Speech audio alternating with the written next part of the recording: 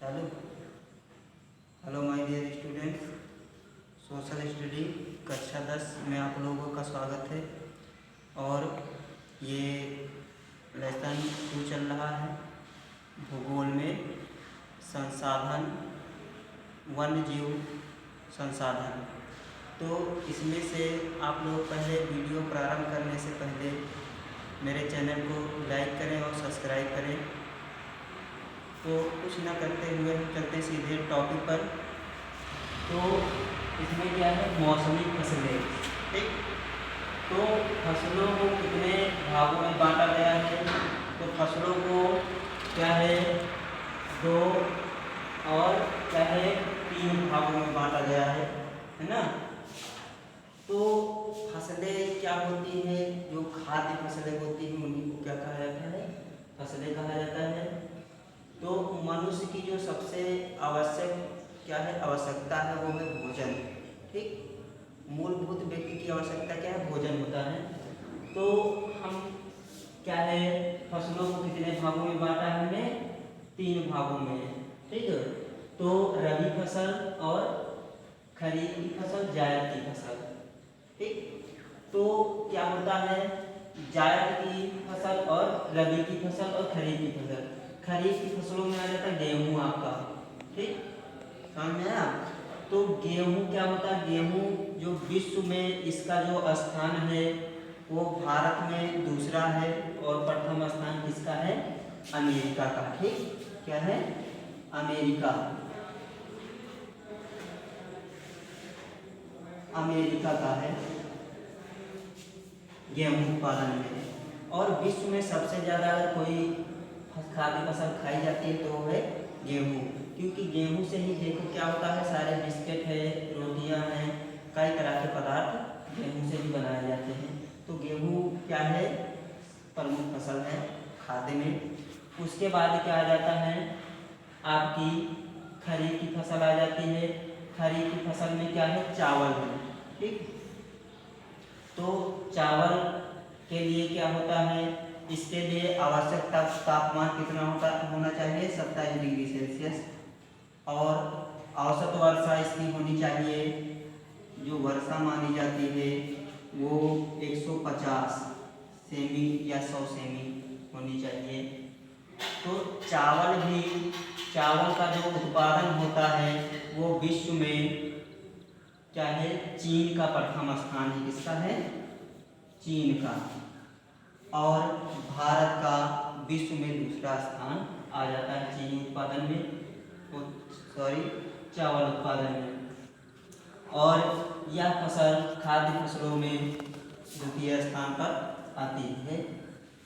और क्या है, उसी के अंतर्गत आ जाते हैं कुछ मोटे अनाज। ठीक, ये पतले अनाज आ जाते हैं और ये मोटे अनाज। तो मोटे अनाजों में क्या आ जाता है, मक्का आपका। ठीक, जिसको क्या कहा जाता है, अमेरिका में कारामला भी कहा जाता है।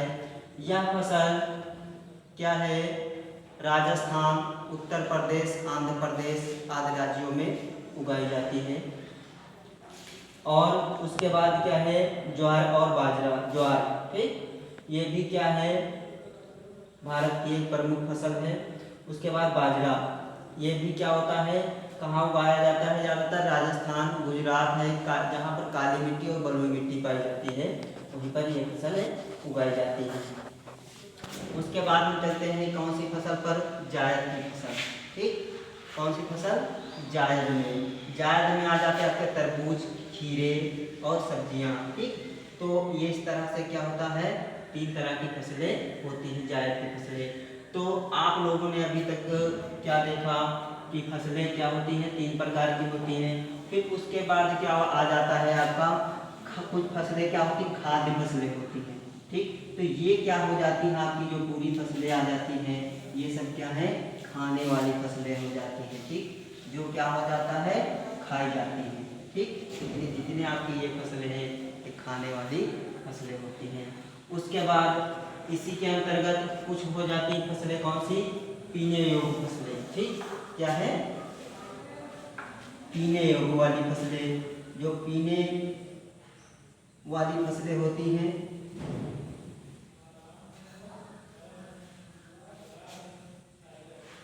तो पीने वाली फसलों में आपकी जो प्रमुख फसल आ जाती है, आप रख लीजिए, क्या है? चाय है। ठीक, क्या है? चाय।